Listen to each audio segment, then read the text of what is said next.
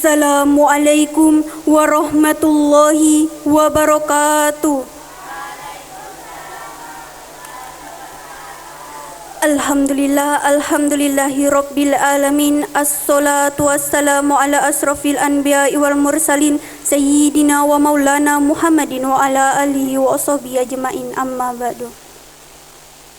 Pertama-tama marilah kita panjatkan puja dan puji syukur atas kehadiran Allah Subhanahu wa taala yang telah memberikan banyak sekali kenikmatan sehingga pada malam hari ini kita dapat berkumpul di tempat yang insya Allah penuh barokah dalam rangka peringatan Isra Mi'raj Nabi Muhammad SAW, Pondok Pesantren Matlaul Anwar, Pontianak.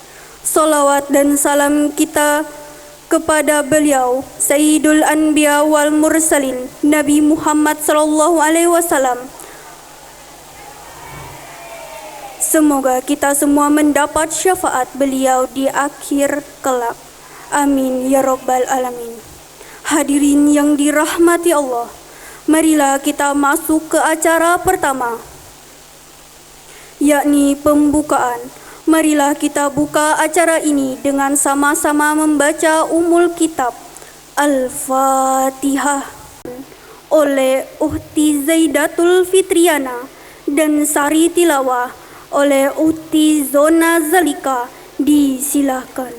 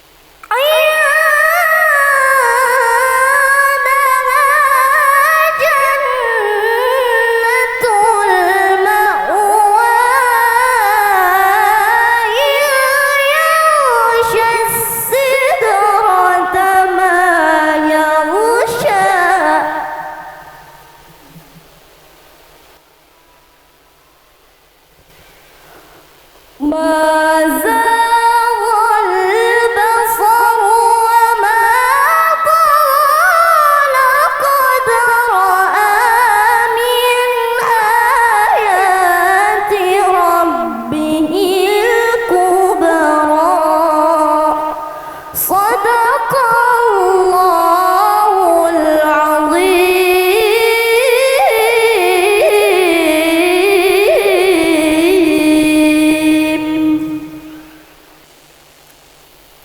Hamba berlindung kepada Allah dari godaan syaitan yang terkutuk.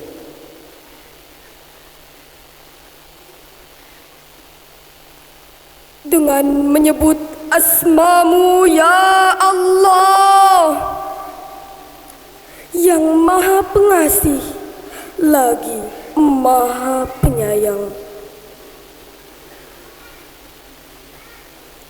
Maha suci Allah yang telah memperjalankan hamba-Nya Muhammad pada malam hari dari Masjidil Haram ke Masjidil Aqsa yang telah kami berkahi sekelilingnya, agar kami perlihatkan kepadanya sebagian tanda-tanda kebesaran kami. Sesungguhnya Allah Maha mendengar, Maha melihat. Dan kami berikan kepada Musa kitab Taurat dan kami jadikannya petunjuk bagi Bani Israel dengan firman, janganlah kamu mengambil pelindung selain aku. Wahai keturunan orang yang kami bawa bersama Nuh, sesungguhnya dia Nuh adalah hamba Allah yang banyak bersyukur. Dengan menyebut asma-Mu ya Allah yang Maha Pengasih lagi Maha Penyayang. Dan sungguh dia Muhammad telah melihatnya dalam rupanya yang asli pada waktu yang lain, yaitu di Sidratul Muntaha. Di dekatnya ada syurga tempat tinggal. Muhammad melihat Jibril ketika Sidratul Muntaha diliputi oleh sesuatu yang meliputinya. Penglihatannya Muhammad tidak menyimpang dari yang dilihatnya itu dan tidak pula melampauinya. Sungguh dia telah melihat sebagian tanda-tanda kebesaran Tuhannya yang paling besar. Maha suci Allah dengan segala firman-Nya. Assalamualaikum warahmatullahi wabarakatuh. Sambutan pimpinan Pondok Pesantren Matlaul Anwar, Kota Pontianak oleh Kiai Jamaluddin SPD. Disilahkan.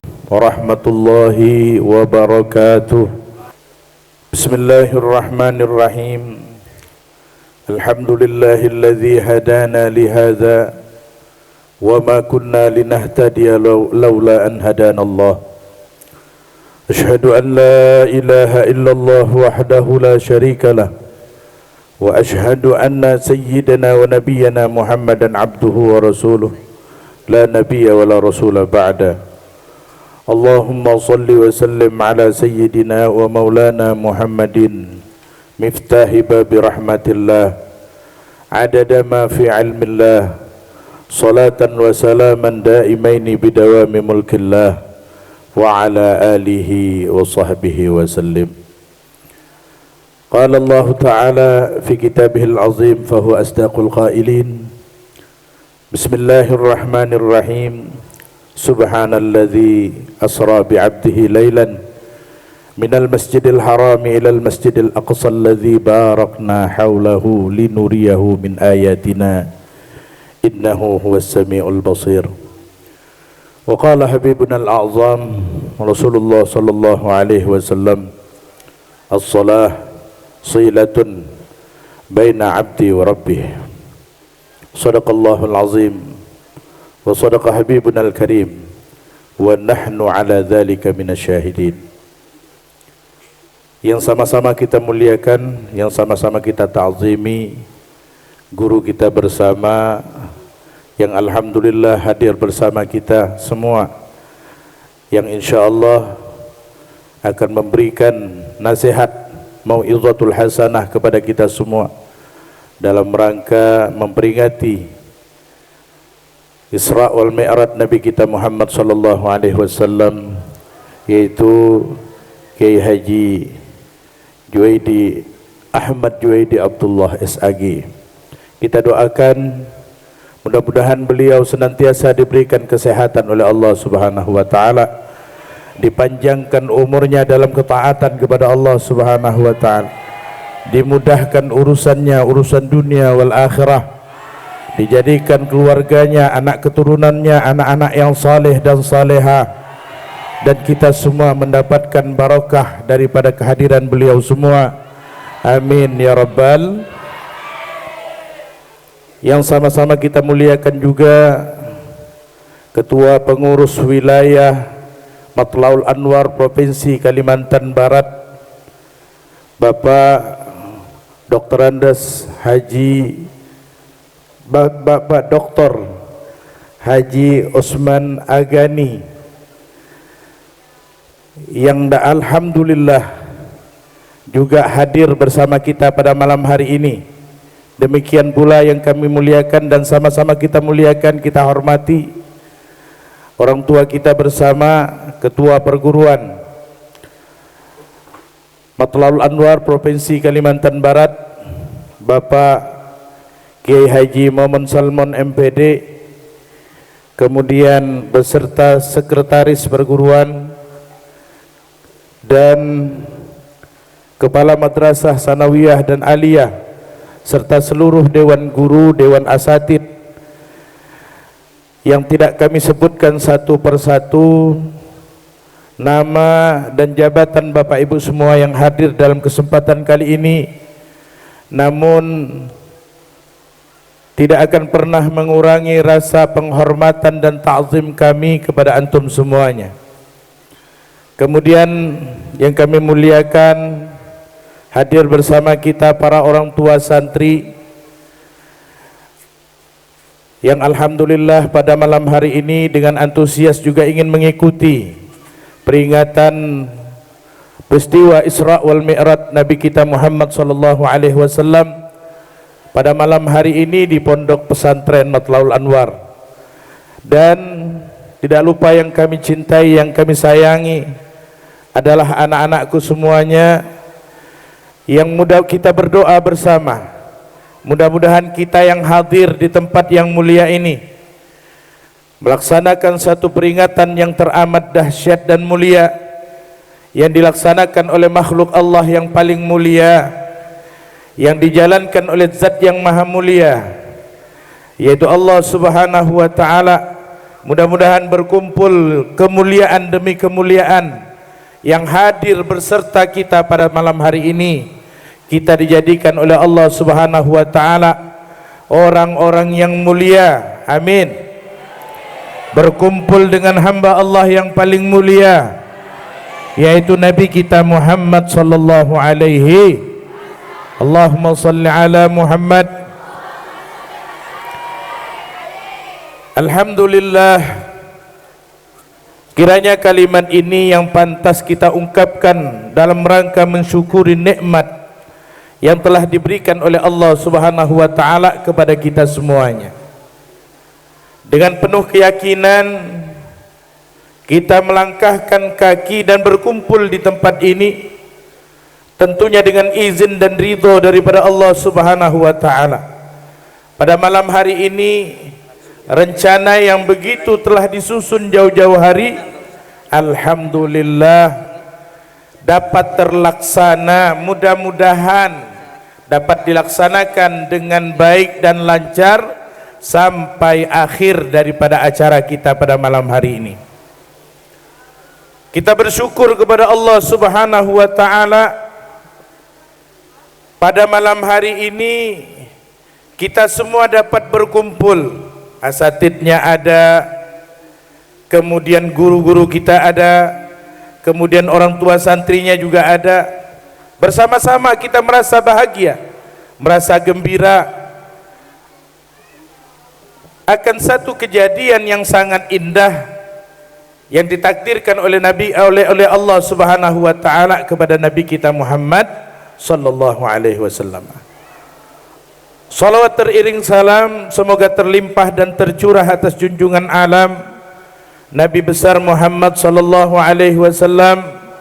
Semoga kita terus ingin, terus mempunyai niat, terus konsisten untuk senantiasa melatih diri kita sekuat tenaga kita, semampu daya dan upaya kita untuk mengikuti jejak langkah Nabi kita Muhammad sallallahu alaihi wasallam, untuk menjadikan beliau uswatun hasanah di dalam kehidupan kita sehari-hari, sehingga kita mendapatkan syafaatul uzma atau syafaat yang agung dari Nabi kita Muhammad sallallahu alaihi wasallam di akhirat nanti. Amin ya rabbal.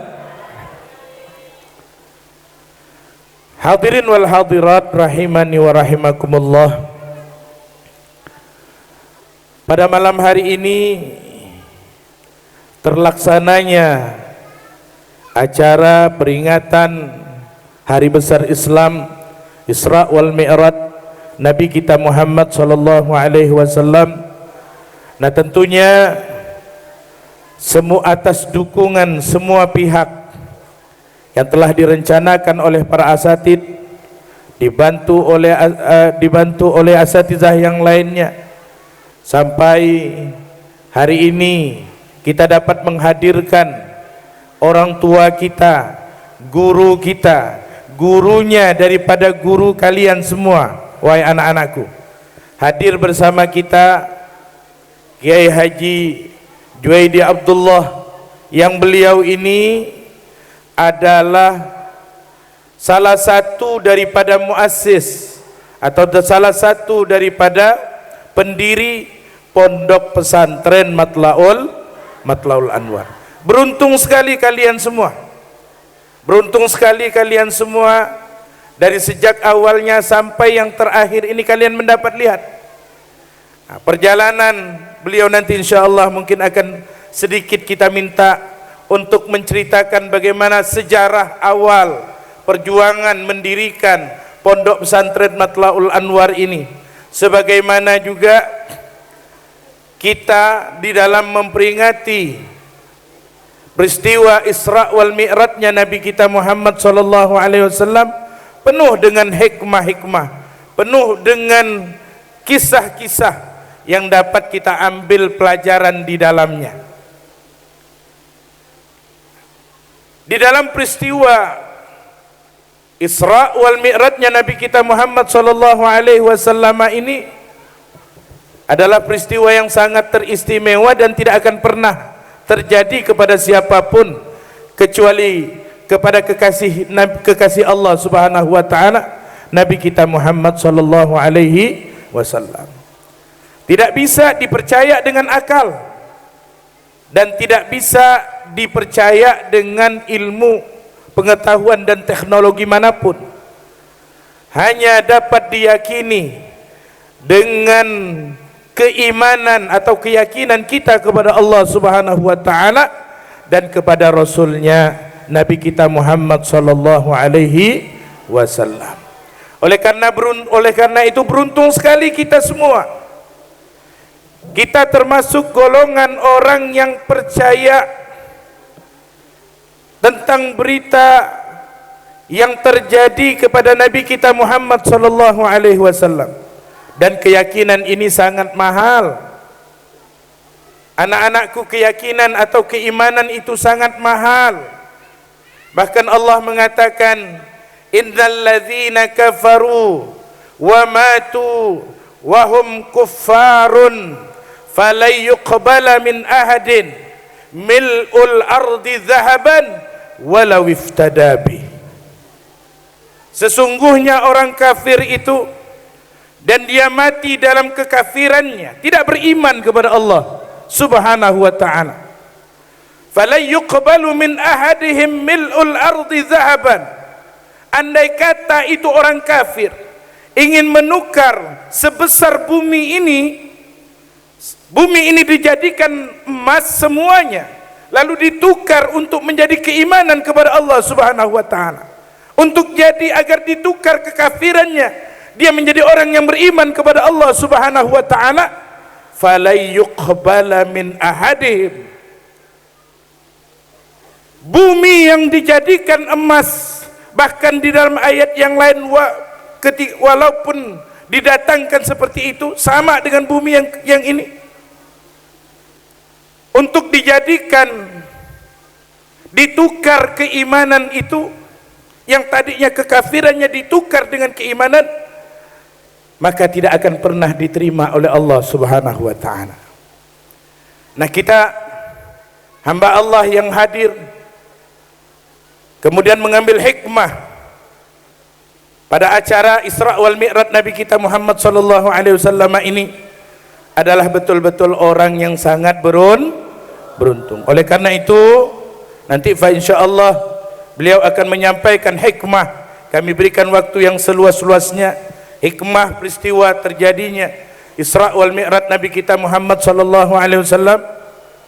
Mudah-mudahan apa yang beliau sampaikan nanti dapat kita cerna, kita ambil pendidikannya, pelajarannya, kemudian kita tanam di dalam ingatan kita dengan ingatan yang dalam, tanam di dalam hati kita, kemudian kita laksanakan dalam bentuk amaliyah saleh di dalam kehidupan kita sehari-hari. Amin ya rabbal alamin. Ini saja mungkin yang dapat kami sampaikan.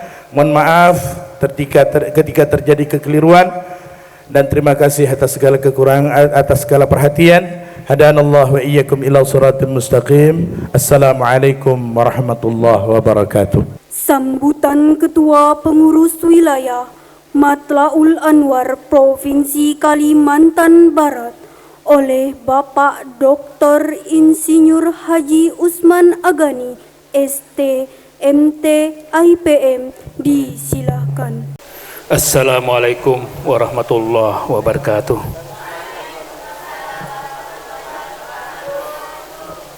Alhamdulillahirabbil alamin. Wassalatu wassalamu ala asyrafil anbiya'i wal mursalin Sayyidina Muhammad wa ala alihi wa sahbihi ajmain, amma ba'. Yang sama-sama kita takzimi, kita muliakan Al-Mukarram Ayahanda Kyai Haji Ahmad Juhaidi Abdullah yang alhamdulillah hadir bersama-sama kita pada acara peringatan Isra Mi'raj Nabi Muhammad sallallahu alaihi wasallam 1446 Hijriah di Pondok Pesantren Matlaul Anwar Kota Pontianak yang sama-sama kita banggakan. Yang saya hormati, saya muliakan Ketua Perguruan, Pimpinan Pondok Pesantren Matlaul Anwar Kota Pontianak, Ketua Muslimat, Kepala Sekolah Madrasah Aliyah, Kepala Sekolah Sanawiyah Matlaul Anwar Kota Pontianak, para alim ulama, para sesepuh, orang tua santri, bapak dan ibu, para hadirin sekalian, serta anak-anakku sekalian yang berbahagia. Insya Allah semua kita dimuliakan oleh Allah subhanahu wa ta'ala. Pertama-tama mari kita panjatkan puji syukur kita kehadirat Allah Subhanahu wa taala. Karena atas limpahan rahmat dan hidayahnya, terutama nikmat sehat dan luangnya waktu, sehingga kita dapat menghadiri acara dan berkumpul di halaman pondok pesantren Matul Anwar Kota Pontianak yang sama-sama kita banggakan dalam rangka peringatan Isra Mi'raj Nabi Muhammad sallallahu alaihi wasallam 1446 Hijriah. Teriring salam dan selawat, mari kita sampaikan kepada junjungan kita Nabi besar Muhammad sallallahu alaihi wasallam, kepada para sahabat dan para pengikutnya hingga akhir zaman. Bapak dan Ibu, para hadirin sekalian yang saya hormati, saya muliakan. Kita patut bersyukur pada malam hari ini kita kembali bersilaturahmi. Dan alhamdulillah pada malam hari ini kita dihadiri oleh orang tua kita, Al-Mukarram Bapak Kiai Haji Ahmad Juhaidi Abdullah, yang saya kira saya kenal beliau jauh sebelum pondok ini didirikan. Saya masih bocah seperti kalian itu udah kenal dengan beliau, sekampung, tetanggaan, dan beliau dari awal saya mengikuti kajian-kajian awal waktu saya remaja bersama beliau, alhamdulillah hadir bersama-sama kita. Dan beliau adalah saksi sejarah dan pelaku sejarah untuk mendirikan pondok pesantren yang adik-adik hari ini nyantri di pondok ini sekitar 30 tahun yang lalu. Karena pondok kita ini sudah hampir berusia 29 tahun. Nah, beliau pada zaman itu bersama-sama dengan beberapa tokoh, beberapa ulama beriktikad untuk mendirikan pondok ini. Jauh lebih sedikit santrinya ketimbang adik-adik yang hari ini saya kira santrinya lebih dari 700. Dulu pondok ini santrinya hanya 2 digit, ya, santrinya hanya 20-an, ya, 17 orang santri yang pertama. Coba bandingkan dengan sekarang.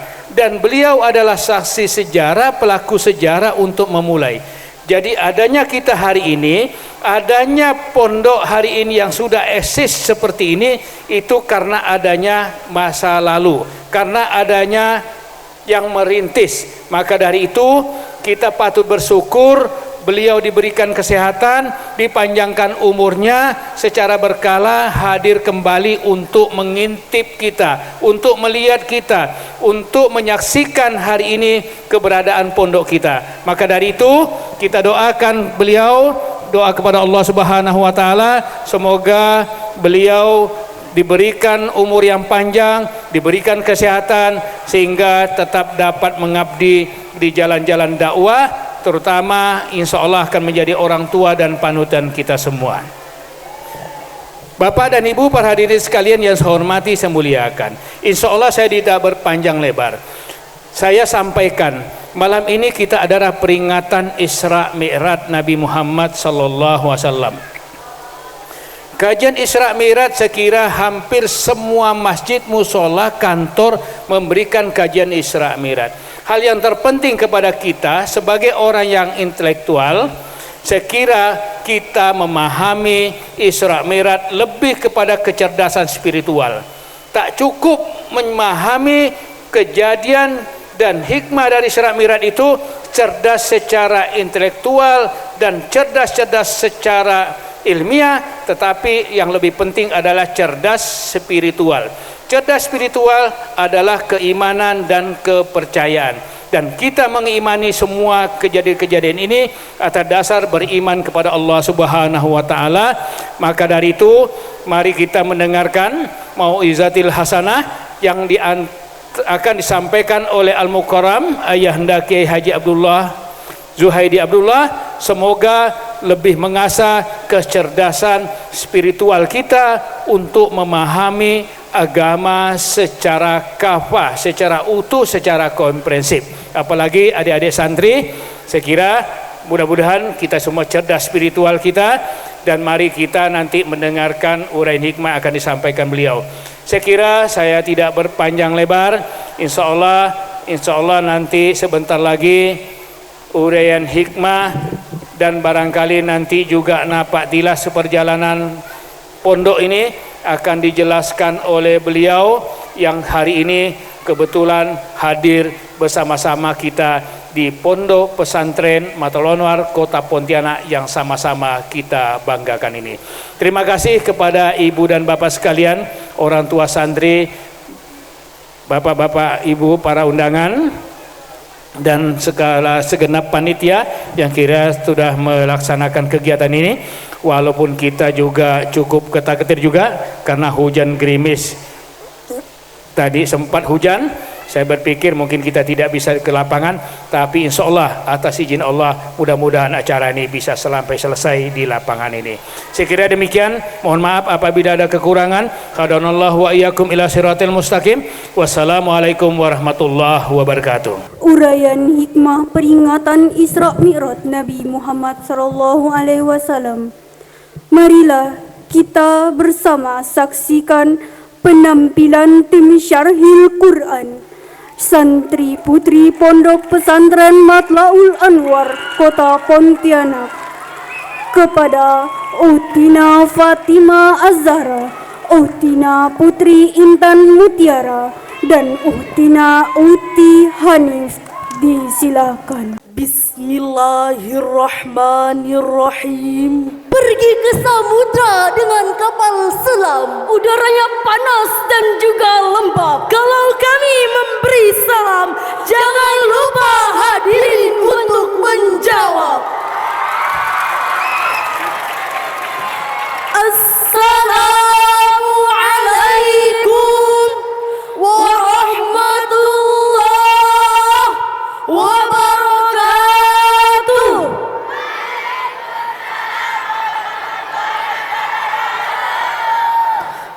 Alhamdulillahilladzi kana bi'ibadihi khabiran basira. Tabarakalladzi ja'ala fis sama'i buruja wa ja'ala fiha sirajan wa qamaran munira. Ashhadu an la ilaha illallah wa ashhadu anna Muhammadan abduhu wa rasuluh alladhi ba'athahu bil haqqi bashiran wa nadhiran wa da'iyan ilal haqqi bi'idnihi wa sirajan munira. Allahumma salli alaihi wa ala alihi wa sahbihi wa sallim taslima kathira. Amma ba'd. Burung merpati terbangnya tinggi, mencari makan di pohon jati. Isra Mi'raj bukti kasih ilahi untuk umat manusia di muka bumi. Hadirin yang dirahmati Allah, sebagaimana yang kita ketahui bersama, pada pekan terakhir di bulan Rajab, tepatnya pada tanggal 27, umat Islam di seluruh dunia memperingati peristiwa Isra dan Mi'raj. Peristiwa ini merupakan perjalanan Rasulullah sallallahu alaihi wasallam dari Masjidil Haram ke Masjidil Aqsa, lalu naik ke langit yang ketujuh untuk menerima perintah solat. Oleh karena itu, pada kesempatan yang berbahagia ini, izinkanlah kami menyampaikan syarahan Al-Quran yang berjudul Sejarah dan Hikmah Peristiwa Isra Mi'raj Memperteguh Keimanan Umat Islam. Hadirin yang berbahagia, Isra dan Mi'raj merupakan dua peristiwa besar yang dialami oleh baginda Nabi Muhammad sallallahu alaihi wasallam. Peristiwa ini menjadi bukti nyata akan keagungan Allah dan keistimewaan Rasulullah. Peristiwa Isra mengacu pada perjalanan Rasulullah yang dilakukan pada malam hari dari Masjidil Haram di Makkah ke Masjidil Aqsa di Baitul Maqdis dengan menggunakan al-buraq, yaitu seekor hewan yang lajunya mengalahkan lajunya kilat, sebagaimana firman Allah dalam Al-Quran surah Al-Isra ayat 1 yang berbunyi, A'udzu billahi minasy syaithanir rajim.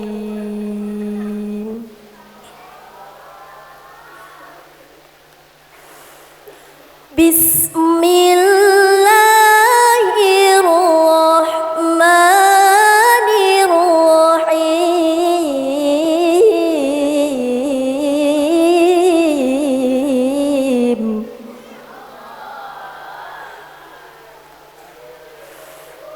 Subhanalladzi asra bi'abdihi laylan minal masjidil haram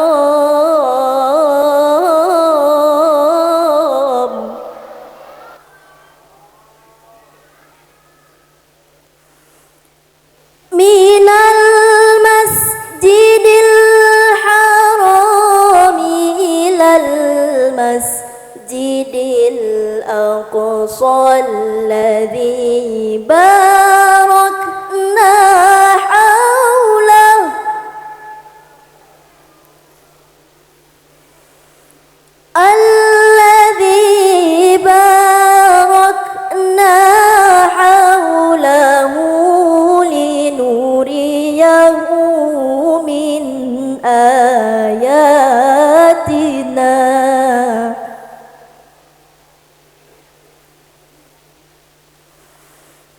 innahu huwas sami'ul basir.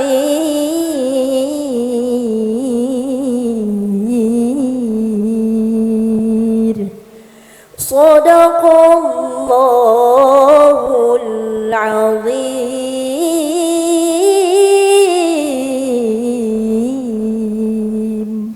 Hamba berlindung kepada Allah dari godaan syaitan yang terkutuk dengan menyebut asmamu ya Allah yang maha pengasih lagi maha penyayang,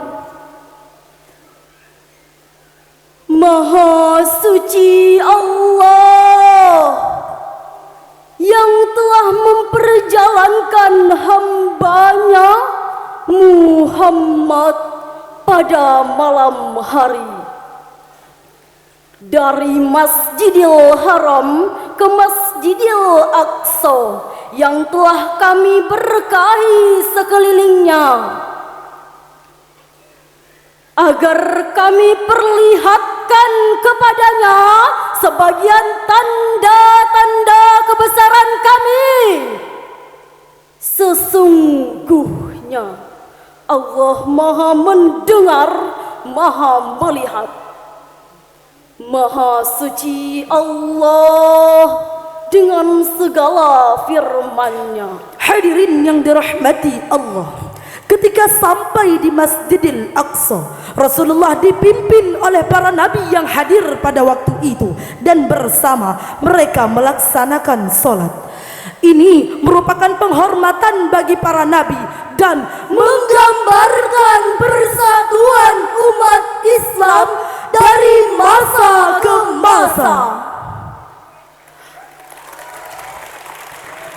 Kemudian peristiwa Mi'raj mengacu pada perjalanan Rasulullah naik ke langit melalui 7 lapisan langit, dan di setiap langit beliau bertemu dengan para nabi terdahulu, yaitu Nabi Adam di langit pertama, Nabi Yahya dan Nabi Ishak di langit kedua, Nabi Yusuf di langit ketiga, Nabi Idris di langit keempat, Nabi Harun di langit kelima, Nabi Musa di langit keenam, dan Nabi Ibrahim di langit ketujuh. Saat perjalanan Mi'raj ini, Rasulullah mendapatkan berbagai petunjuk dan wahyu dari Allah Subhanahu wa taala. Puncak dari perjalanan Mi'raj adalah saat Rasulullah berada di hadapan Allah untuk menerima perintah salat. Hadirin yang berbahagia, keajaiban dari peristiwa ini tentunya mengandung begitu banyak pengajaran dan hikmah bagi umat Islam. Di antaranya, Yang pertama, peristiwa ini menunjukkan kepada kita akan keagungan dan kekuasaan Allah Subhanahu wa taala yang tidak terbatas. Allah Subhanahu wa taala mampu memberikan segala mukjizat dan menampilkan kebesarannya kepada hamba-hambanya. Yang kedua, Isra dan Mi'raj menunjukkan kepada kita akan kemuliaan dan keutamaan Rasulullah sallallahu alaihi wasallam di sisi Allah Subhanahu wa taala, karena peristiwa ini merupakan hadiah langsung dari Allah untuk menghibur kesedihan beliau pasca wafatnya istri dan paman beliau. Yang ketiga, peristiwa ini juga mengajarkan kepada kita bahwa salat adalah puncak ibadah bagi umat Islam. Namun hadirin, begitu banyak di antara saudara-saudara kita yang menyepelekan salat, melalaikan salat, bahkan meninggalkan salat. A'udzu billahi min dzalik. Padahal Rasulullah sallallahu alaihi wasallam pernah bersabda, as-salatu ibaduddin, man aqamaha faqad aqamaddin, Wa man tarakaha faqad hadamaddin. salat merupakan tiangnya agama. barang siapa yang menegakkan salat, Maka ia telah menegakkan agamanya, Dan barang siapa yang meninggalkannya berarti ia telah merobohkan agamanya. Hadis riwayat Baihaqi. hadirin yang berbahagia, Syekh Mustafa As-Sibai dalam kitab Sirah Nabawiyah Durus wa Ibar jilid 1 halaman 54 menjelaskan bahwa jika Rasulullah sallallahu alaihi wasallam melaksanakan Isra dan Mi'raj dengan ruh dan jasad beliau sebagai mukjizat, maka sudah seharusnya lah bagi kita selaku umat Islam untuk menghadap Mi'raj kepada Allah 5 kali sehari dengan jiwa dan hati yang khusyuk. karena dengan salat yang khusyuk seseorang akan merasa diawasi oleh Allah sehingga malu untuk menuruti syahwat dan hawa nafsu. Oleh sebab itu, Mari kita jadikan peristiwa Isra Mi'raj Rasulullah sallallahu alaihi wasallam sebagai momentum untuk merefleksi diri, iman dan hati kita agar menjadi hamba yang selalu dekat kepadanya. sebelum kami menutup syarahan Quran ini, kami akan menyanyikan sebuah lagu. Salam lima waktu salam, subuh, zuhur, asar, maghrib, isya, salam lima waktu salam, salam lima waktu salam, ayo salat kawan, salam lima waktu Assalamualaikum salam. Demikian yang dapat kami sampaikan, kurang dan lebihnya mohon dimaafkan. Hadanallah wa iyyakum ila siratil mustaqim. Assalamu alaikum warahmatullahi wabarakatuh.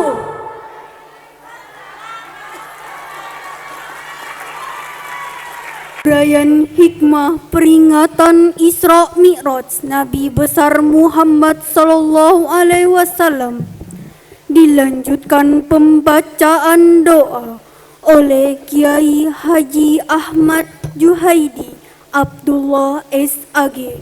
Disilakan. Assalamualaikum warahmatullahi wabarakatuh. Alhamdulillahilladzi anzala sakinata fi qulubil mu'minin liyajdadu imanan ma'a imanihim. Ashhadu an la ilaha illallah wahdahu la syarikalah al-malikul haqqul mubin wa ashhadu anna muhammadan abduhu wa rasuluhu sadiqul wa'dil amin.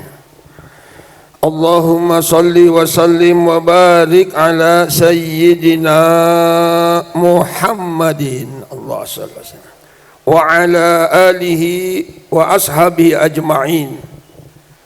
Amma ba'du, qala Allah ta'ala fil Qur'anil Karim wa huwa asdaqul qailin. A'udzu billahi samii'il alim minasy syaithanir rajim.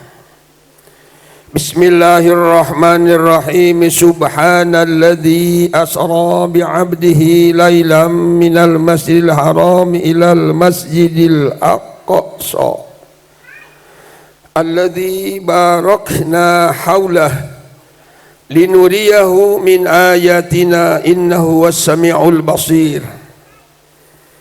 Wa qala aidan yarfa'illahu alladhina amanu minkum walladhina utul ilma darajat. Wa qala Nabi sallallahu alaihi wasallam as-salatu mi'rajul mu'minin. Bismillahi ma sya'allah la yasuqul khaira ila Allah. Bismillahi ma sya'allah la yasrifu su'a ila Allah. Bismillahi ma sya'allah la ma kana min ni'matin fa min Allah. Wa bismillahi ma sya'allah la haula wa la quwwata illa billahil aliyyil azim. Sadaqallahul azim wa sadaqa rasuluhun nabiyul habibul karim. Wa nahnu ala dzalika minasyahidin wa syakirin walhamdulillahi rabbil alamin. Hadratul mukarramin, para alimil ulama, para asatid wal asatidah, bilusus yang saya hormatin, saya muliakan Ketua Wilayah Matlaul Anwar Provinsi Kalimantan Barat, yang saya hormatin, saya muliakan Ketua Perguruan Matlaul Anwar Kalimantan Barat, yang saya hormati dan saya muliakan akhinal kiram Raisul Ma'had Matlaul Anwar Kalimantan Barat, segenap Dewan Asatid wal Asatidah yang tak saya sebutkan satu persatu pangkat dan jabatannya karena saya datang bukan tugas untuk ngabsen. Iya, betul nggak? Kalau sebutkan satu-satu nanti habis waktunya. Kalau sebutkan terus nanti ada satu nggak kesebutkan. Misalnya ada Ustadz Yusuf Mansur nggak kesebut misalnya, kan marah dengan saya. Kok saya nggak kesebut kata Ustadz Yusuf? Nggak pakai Mansur ya, pakai Muhammad kali ya. Muhammad Yusuf, dai yang slow penyampaiannya, kontradiksi dengan Ustadz Ahmadi. Bapak perhatikan ini dua Ustadz ini berbeda memang wataknya. Ustadz Ahmadi cepat, kayak Juhaidi memang ngomongnya. Madura dengan Banten kurang lebih memang.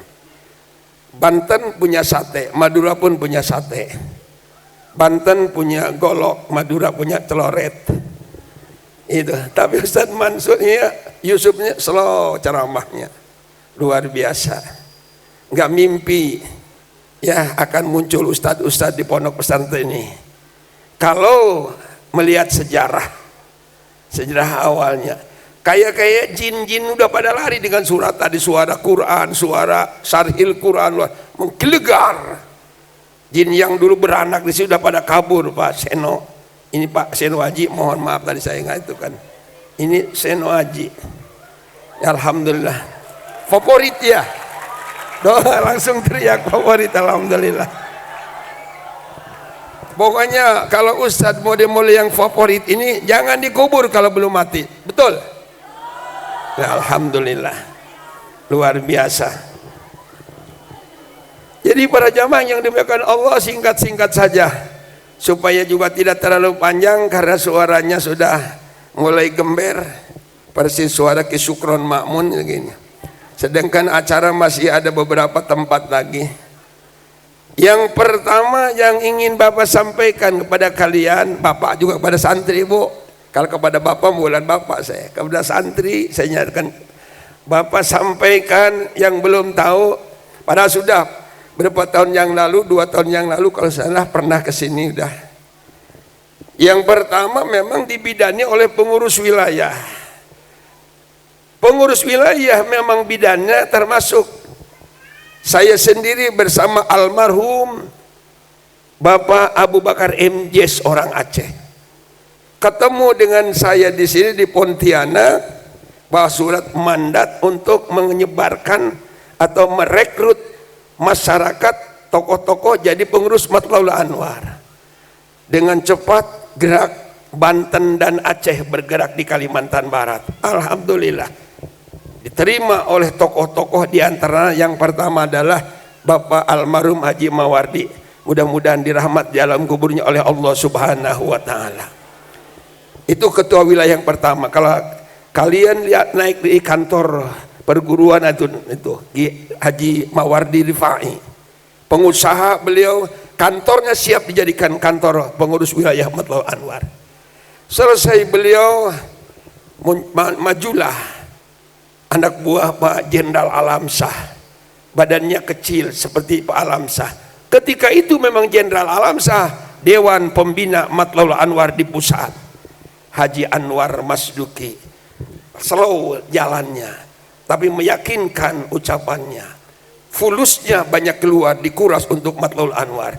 Juhaidi anak muda waktu itu hanya pandai ngomong, tidak punya duit. Nah, alhamdulillah periode kedua Bapak Haji Anwar Masduki, periode ketiga Haji Anwar Masduki lagi, keempat dan seterusnya.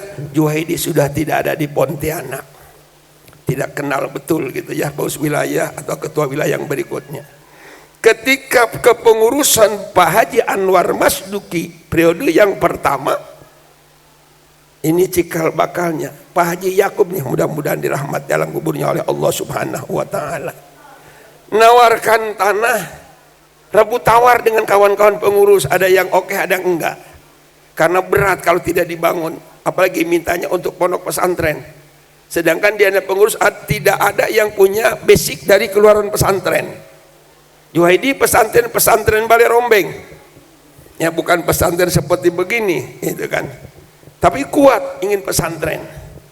Jadilah alhamdulillah dengan dibantu oleh teman Bapak waktu itu, teman satu kastrol, teman satu ngaliwet gitu di pesantren di Menes, teman dari Kerawang tugasnya di kehakiman. Kata beliau, kalau ente mau bangun pesantren, nih anak kasih modal 1,5 juta.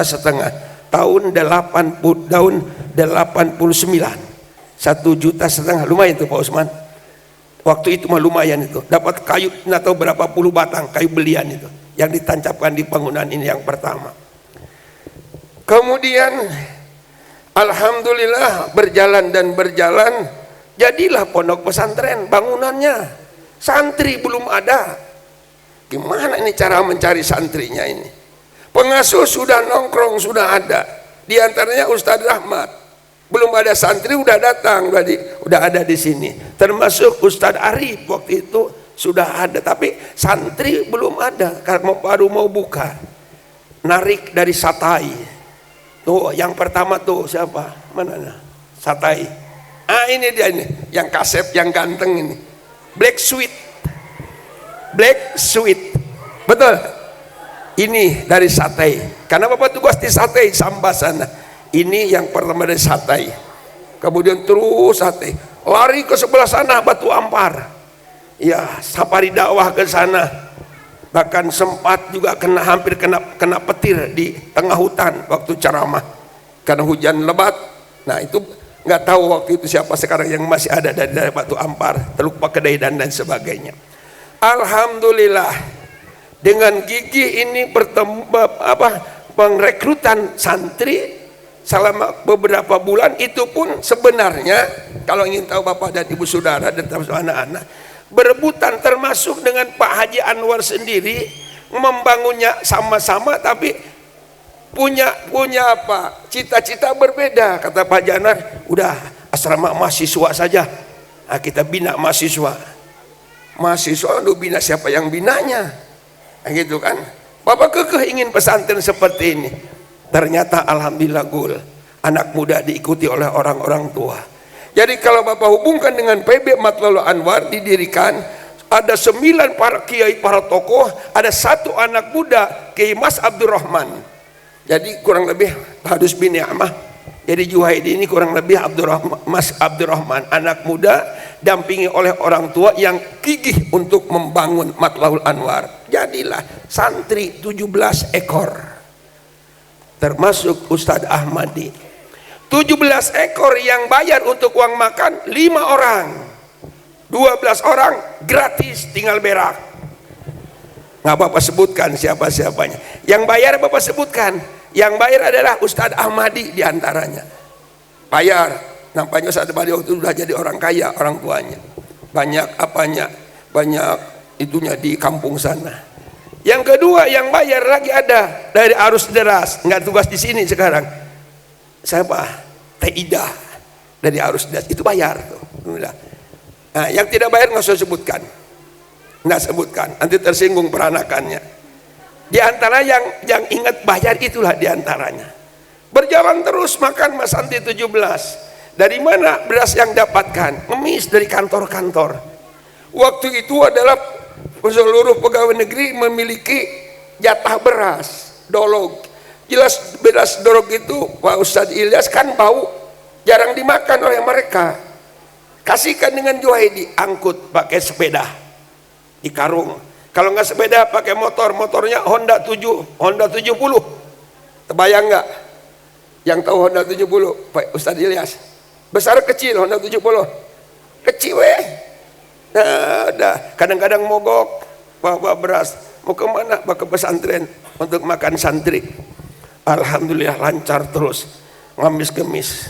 Banyak pejuang-pejuang di Kota Bau nih. Almarhum Bapak Rojali, almarhum Pak Haji Sudono ya, Pak Dono Haji Sudono, tukang nagih donatur kemana-mana. Asal Bapak bilang Pak Haji dianu donatur. Majlis talim dimanfaatkan. Itulah cikal bakal pesantren 17. Nah alhamdulillah pas Bapak tugas mutasi ke Tangerang, Banten, waktu itu santri 275. Ustadz Ahmadi sudah keluar jadi alumni.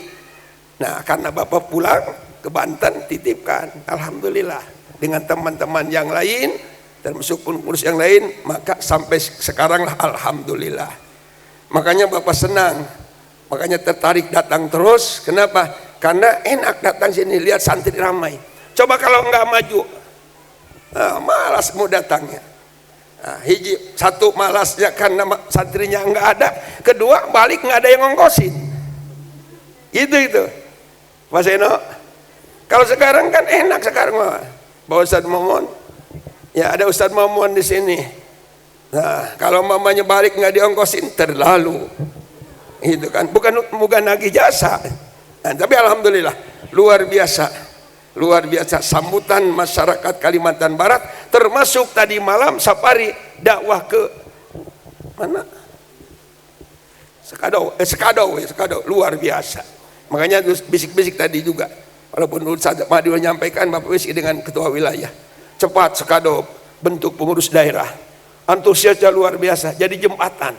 Bahkan nawarkan kalau musim panen mah karena bisa nanti beras pun bisa drop dari sana, beli di sana, bukan beli dari si Ahong. Jangan beli si Ahong, beli ke sana supaya masyarakat kita di sana makmur juga gitu. Mudah-mudahan pengurus wilayah dapat terus cepat dengan membuktikan itu kepengurusan. Saya berikan satu pantun kepada Pak Ustadz Usman.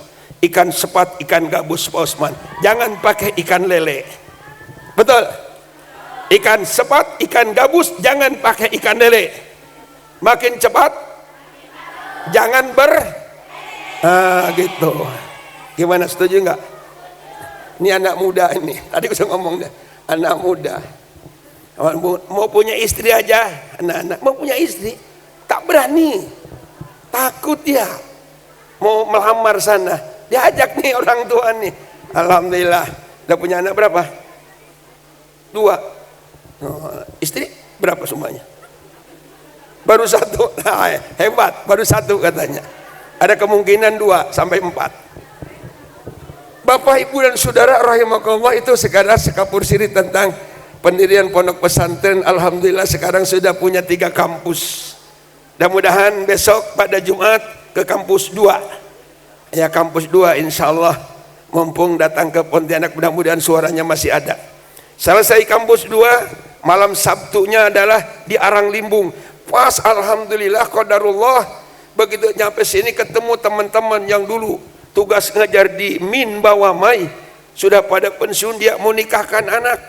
Tolong katanya malam Sabtu datang, berikan tausiah pengantin, insya Allah malam Sabtu, insya Allah malam Sabtu.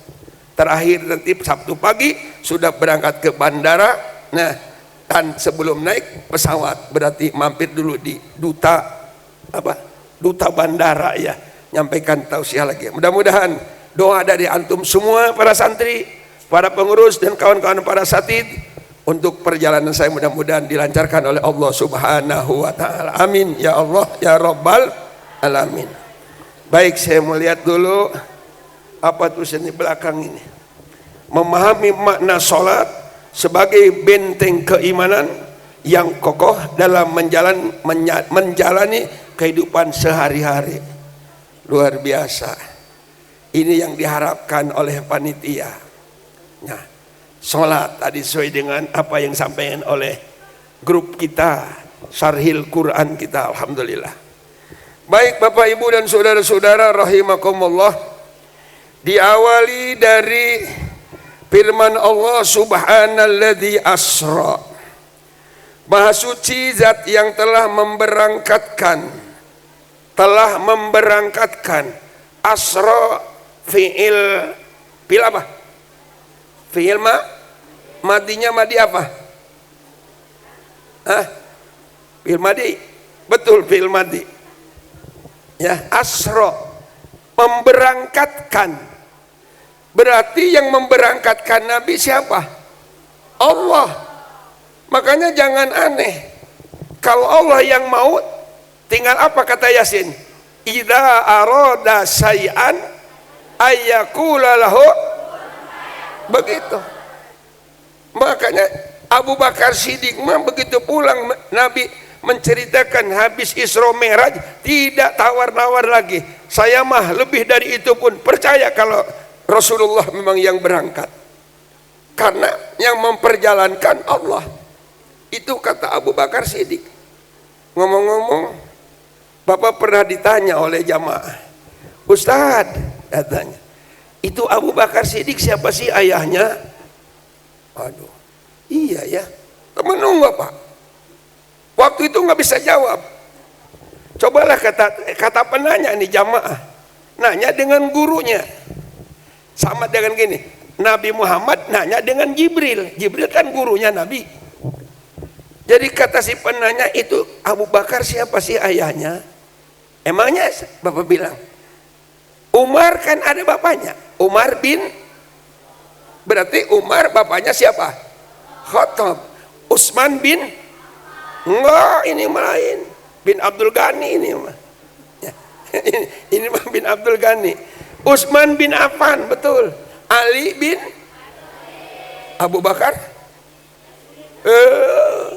bukan.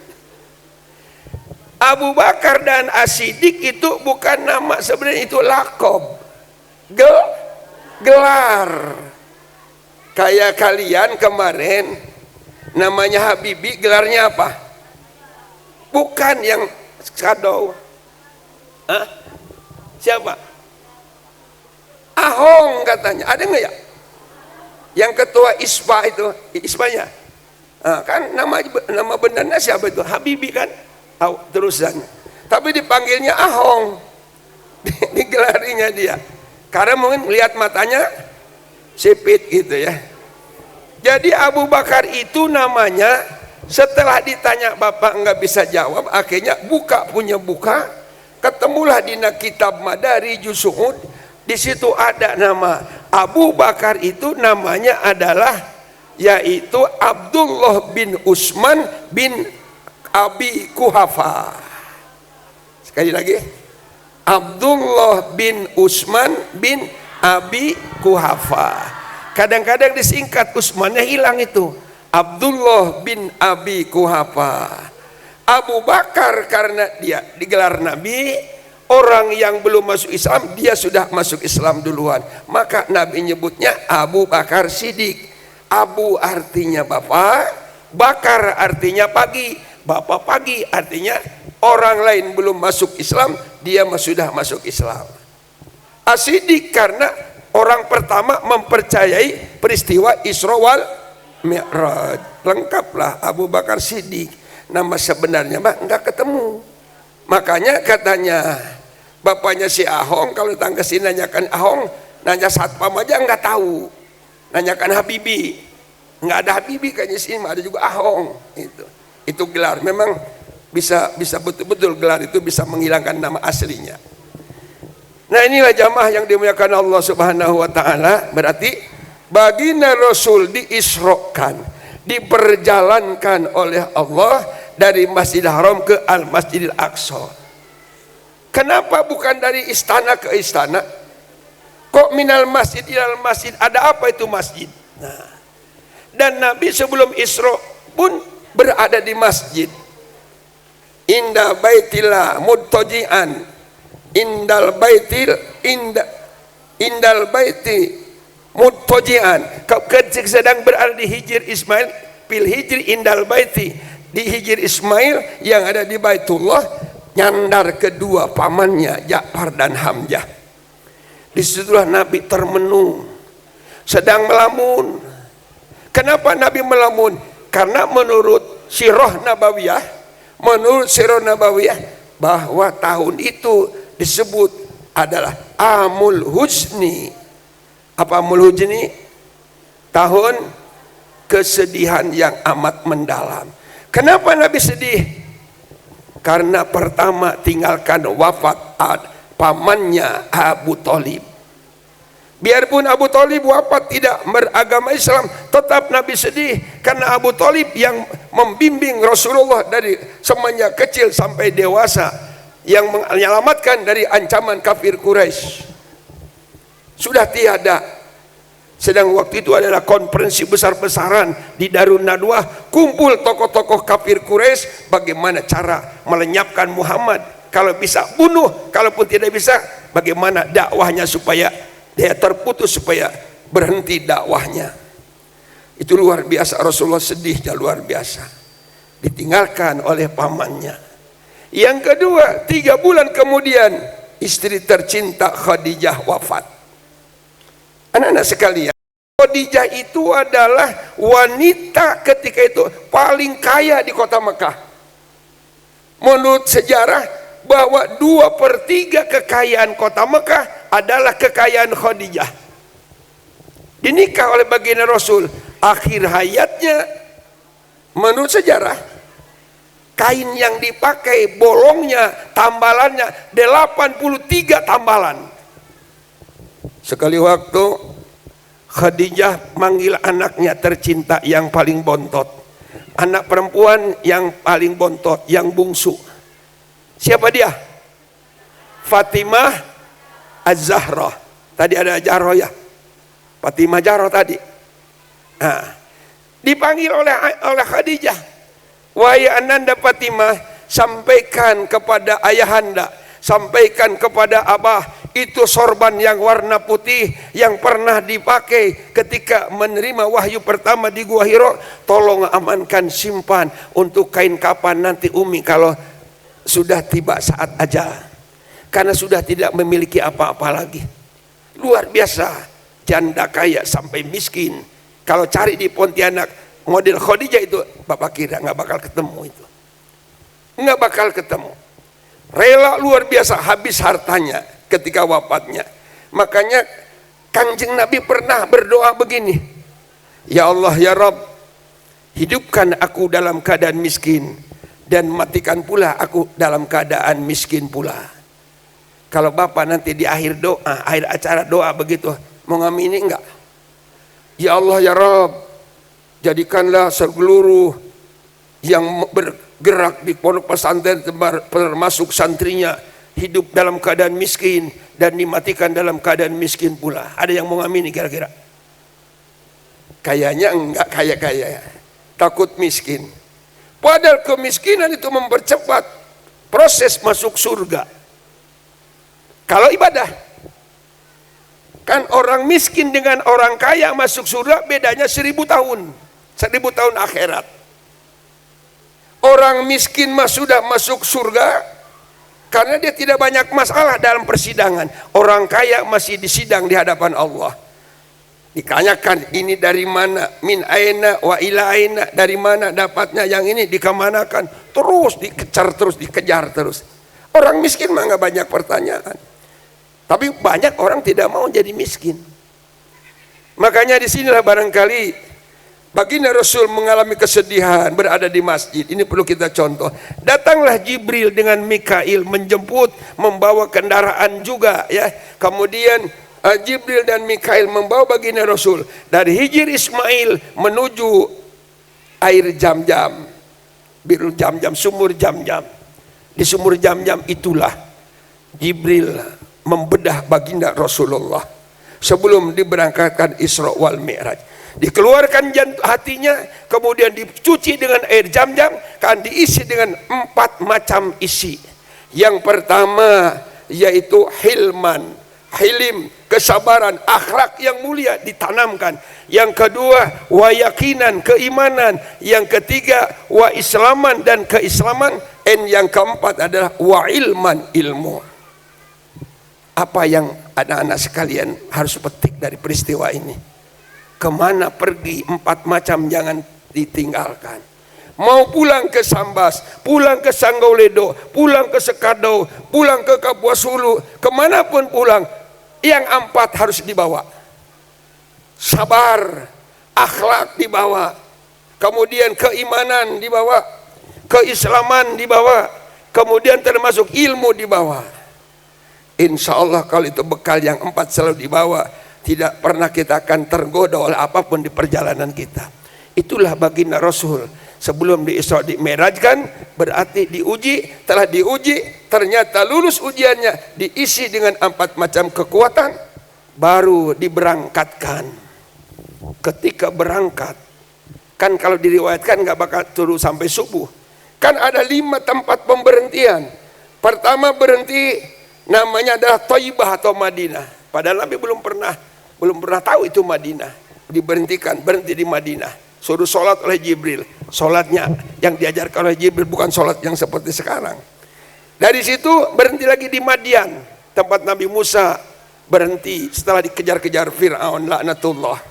Yang ketiga berhenti lagi dialah di Bukit Tursina, tempat Nabi Musa menerima wahyu. Yang berikutnya berhenti lagi di Bethlehem. Apa Bethlehem? Apa Baitun? Baitun, rumah lahmun, daging, rumah daging. Artinya tempat lahirnya Nabi Isa alaihis salam. Yang kelima mampir di Baitul Maqdis, tadi sudah oleh peserta Sarhil Quran sudah dibacakan. Nah, Jibril adzan, baginda Rasul jadi imam, seluruh malaikat dan Nabi Rasul terdahulu ikut bermakmum kepada baginda Rasul. Selesai barulah perjalanan sampai ke langit ke-7, turun di Sidratul Muntaha berhadapan dengan Allah. Melamun Allah Kanjeng Nabi melamun, apa ini yang aku ucapkan? Penghormatan kepada Allah. Maka ada wahyu nyampaikan kepada baginda Rasul, ungkapannya apa? At-tahiyatul mubarakatus sholawatut thayyibatu lillah. Ini penghormatan Rasulullah kepada Allah Subhanahu wa taala. Penghormatan luar biasa, kemudian keberkahan, kebaikan itu adalah milik Allah Subhanahu wa taala. Dijawab oleh Allah Subhanahu wa taala, assalamu alayka ayyuhan nabiyyu wa rahmatullahi wa barakatuh. Keselamatan bagimu wahai Muhammad, keberkahan bagimu wahai Muhammad. Ketika assalamu alayka ayyuhan nabiyyu wa rahmatullahi wa barakatuh, Nabi tidak langsung menjawab, tidak mengamini, masih termenung sejenak. Apa iya kalau bahasa kitanya? Apa iya hanya aku yang berkah dan selamat? Umatku bagaimana? Begitu logikanya. Setelah termenung begitu, maka Nabi baru menjawab, assalamu alayna. Menjawab tadi doa dari Allah. Assalamu alayna, terus wa ala ibadillahis salihin. Selamat sejahtera bagi kami. Tapi ojo lali ya Allah, selamat pula lah semua hamba-hambamu yang soleh. Berarti termasuk selamat pula lah santri-santri pondok pesantren Matlaul Anwar, kan gitu. Itu keinginan Nabi. Berarti Nabi tidak mau enak edewe, tidak mau enak sendiri, tidak mau sukses sendiri, ingin bersama umat, terus umat-umat. Termasuk akhir hayatnya. Siapa yang dipanggil Nabi ketika akhir hayatnya? Apa istrinya? Bukan. Apa anaknya? Bukan. Siapa yang dipanggil? Umat. Ummati, ummati, ummati. Lalu setelah ummati apa pesannya? As-sholah, as-sholah. Inilah yang malam hari kita peringati. Tadi sudah dibongkar luar biasa tadi oleh saudara kita. Sholat ini jangan dianggap main-main. Ya, sholat ini adalah ibadah yang paling utama. Kalau dimisalkan bangunan, sholat adalah tiang. Kalau dimisalkan pohon, sholat itu adalah batang. Sedangkan akar dan akar tunjangnya adalah iman. Ranting dan cabang-cabangnya adalah merupakan ibadah-ibadah yang lainnya. Makanya sholat jangan dianggap main-main. Karena sholat dapatnya langsung berhadapan dengan Allah. Berarti tadi as-sholatu mi'rajul mu'minin. Dengan sholat diharapkan apa yang kita lakukan dalam kehidupan sehari-hari menjadi sebagai tolok ukur. Karena kata Allah, awalu ma yuhasabu bihil abdu yaumal qiyamati as-sholah. Yang pertama Allah korek, pertama Allah hitung amal kita ini adalah as-sholah. Bila sholatnya baik maka yang lainnya gampang.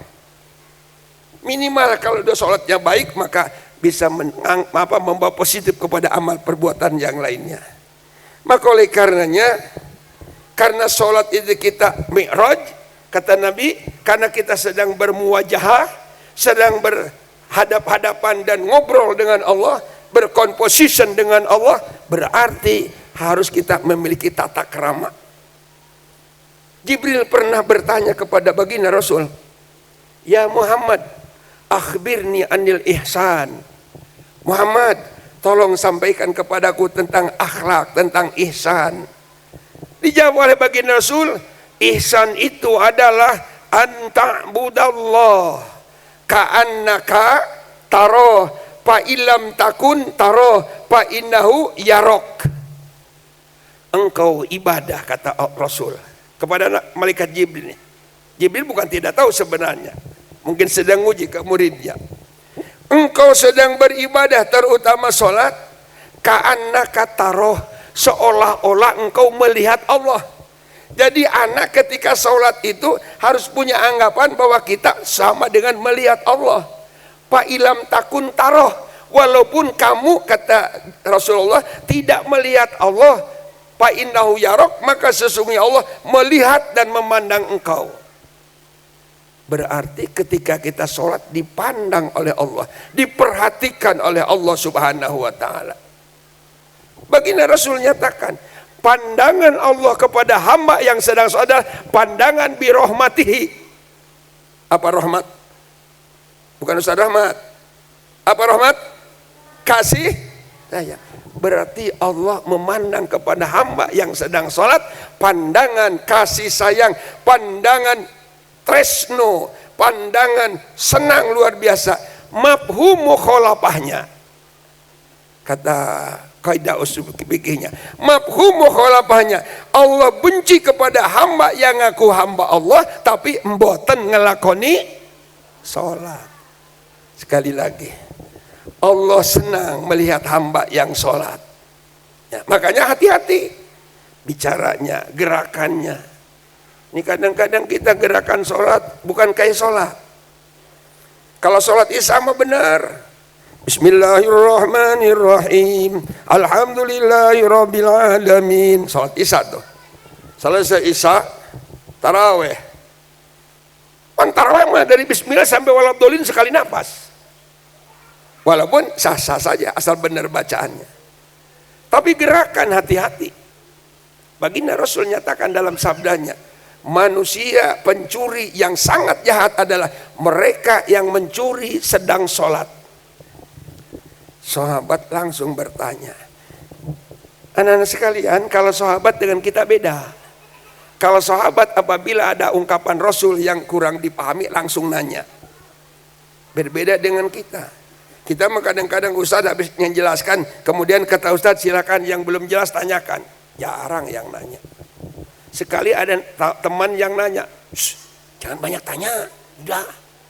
Oh banyak tanya aja. Ada gitu kadang-kadang ya. Sahabat dia langsung nanya, ya Rasulullah, adakah katanya orang sedang sholat mencuri?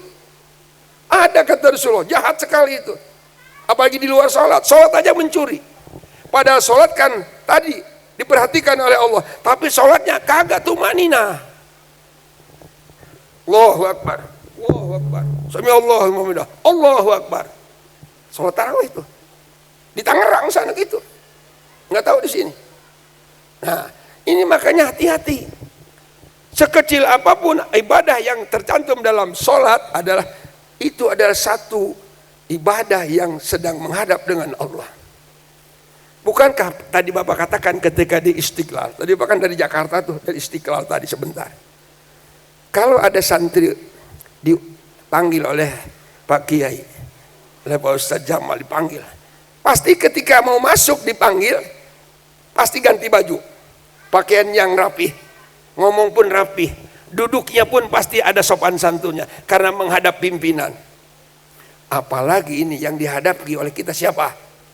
Allah Subhanahu wa ta'ala. Makanya kata Allah Subhanahu wa ta'ala di dalam firman-Nya, ya bani Adam khudhu zinatakum inda kulli masjid. Yang dari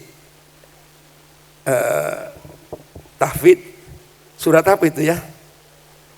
Ya bani Adam khudhu zinatakum inda kulli masjid.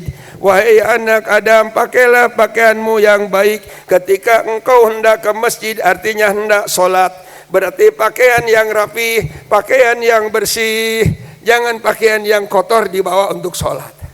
Ada tulisan-tulisan, ada gambar-gambar, tulisannya I love you darling, tulisannya kan kacau dibaca dari belakang. Nah ini yang putra ini. Kalau yang putri semuanya kan mau kena aman. Yang putra ini, yang laki-laki. Tapi kalau laki-laki di pesantren aman karena punya seragam. Coba kalau di masyarakat umum, ada yang pakai kaos oblong doang, ada yang pakai celana blue jean. Blue jean itu kan dipakainya bukan di pinggang anak-anak, di pinggul. Baju kaosnya dimasukkan. Ketika ruku, kaosnya naik, blue jeannya turun. Ketika sujud, makin merot ke bawah. Akhirnya auratnya nampak. Sah nggak sholatnya? Nggak sah. Makanya menghadap Allah betul-betul memiliki tata krama. Harus kita punya anggapan adalah kita sedang berhadapan dengan Allah Subhanahu wa ta'ala. Insyaallah mudah-mudahan dengan didikan-didikan dari para ustadz, luar biasa. Para wali santri luar biasa. Beruntung dan berbahagia. Bapak, ibu juga mau nitipkan anak ke pesantren. Dan anak juga gayung bersambut mau pesantren. Ini kebahagiaan yang luar biasa. Apa sebabnya? Sebab kalau udah masuk anak pesantren, paling banter hanya sekedar ngontrol-ngontrol aja. Tidak perlu lagi ngajarin ngaji, tidak perlu lagi kita ngajarin bagaimana sholatnya. Sudah serahkan dengan Ustadz Jamal, dengan kawan-kawan yang lainnya. Makanya ketika para ustadz menggembleng kalian adalah karena titipan dari orang tua. Jadi orang tua itu punya bahan baju, serahkan ke tukang jahit, terserah Ustadz Jamal dan kawan-kawan, itu kain tadi mau dibikin baju, mau digunting, kayak mau diapa, yang penting pulang menjadi baju. Do you understand? Paham dong? Bangun, bangun. Yang bangun gantiin bapak nih, dikit lagi nih. Ini kan bahan baju. Ini tukang jahit nih. Ustadz Seno tukang jahit. Agak galak tukang jahitnya ini. Tidak mengapa. Dikoyakan, disobek, digunting. Yang penting waktunya diambil oleh yang punya kain jadi baju. Jadi celana. Makanya kita harus ikut saja. Dan memang harapan orang tua adalah supaya benar-benar menjadi anak yang soleh. Yang pernah ada seorang sahabat datang mengadu kepada baginda Rasul. Kata sahabat, ya Rasulullah, saya kena bencana besar, kena musibah, kata sahabat. Musibah apa? Kata Rasulullah, wahai sahabatku katanya, saya kena musibah, 3 musibah berturut-turut. Apa kata Rasulullah?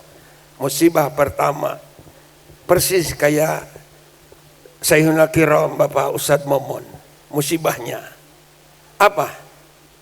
Tinggalkan istri untuk selamanya, alias istri meninggal. Itu sahabat sedih katanya. Sebagai bukti tanya aja Ustadz Momon, Pak Usman. Sedih, sahabat sedih. Rasa apa gitu ditinggalkan istri itu. Yang kedua kata sahabat, bukan itu aja ya Rasul, anak atu-atunya si mata wayang yang aku senangi, aku cintai juga ninggal ngikuti emaknya. Kata Rasul, itu pun kecil, tidak seberapa musibah gitu. Kenapa? Karena bisa diganti. Istri ninggal bisa cari ganti. Itu bukan nyuruh kesepuhan kita, bukan. Ini riwayat, hanya kebetulan pas gitu. Istri mati bisa cari ganti, anak ninggal, makanya kata Nabi cari gantinya adalah yang agak muda dikit supaya punya anak lagi. Jangan ke nenek-nenek, nggak dapat nanti. Yang ketiga kata sahabat, rumah habis terbakar, dilalap si jago merah, habis semuanya, tinggal pakaian yang nempel di badan. Lalu kata Nabi, tanahnya masih ada, tanah mah bangun lagi rumah. Kan bahan bangunan masih banyak. Tuh Syahong, Syanyi, banyak tuh bahan bangunan. Kan itu. Lalu sahabat balik bertanya, Bapak Ibu dan Saudara, kata sahabat, kalau itu 3 musibah masih dianggap kecil, musibah apa lagi yang lebih besar dari itu? Baginda Rasul menjawab, musibah yang paling besar dari itu atau lebih besar dari itu adalah musibah anakmu. Bukan meninggal, bukan istrimu meninggal, bukan rumah terbakar habis, tapi engkau yang meninggal, engkau yang mati, ninggalkan anak, tidak bisa nyolatkan engkau, ninggalkan anak, tidak bisa mendoakan engkau. Ini musibah yang paling besar kata Rasulullah. Orang dari mana-mana datang nyolatkan istrimu kata Rasulullah. Handai tolan, teman-teman, tetangga datang nyolatkan. Anakmu dewe nggak bisa nyolatkan mayat. Orang datang tahlil zikir mendoakan engkau, anak engkau tidak bisa mendoakan sama sekali alias menjadi orang buta agama. Inilah musibah yang paling besar kata Rasulullah. Makanya mudah-mudahan kalian, pilihan orang tua kalian masuk pesantren, minimal hantarkan orang tuamu nanti ke tempat peristirahatan, betul-betul raudhatun min riyadil jannah, taman-tamannya surga di alam kubur nanti. Demikian kurang lebih mohon maaf. Doa nanti Ustaz Jamal yang mimpin. Sudah agak nyesak, mudah-mudahan Allah berikan kesehatan. Amin ya rabbal alamin. Hadallahu wa ikum ila siratal mustaqim. Wassalamualaikum warahmatullahi wabarakatuh.